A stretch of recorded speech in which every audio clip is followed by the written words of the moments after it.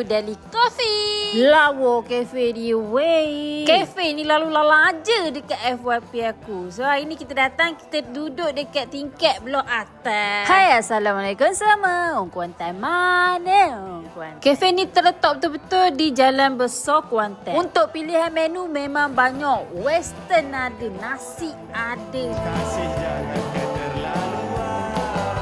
Sayang biarlah sederhana. Ini menu yang paling aku favourite dekat sini. Bapaknya lah sedap hak ni. Korang kena try. Bukan menu makanan je banyak. Menu minuman dia pun banyak. Termasuklah pilihan bingsu kat sini. Sangat enjoy ya menikmati makanan dan suasana kafe ni. Korang kena datang ke Daily Coffee di Jalan Besar Kuantan, Kelebai.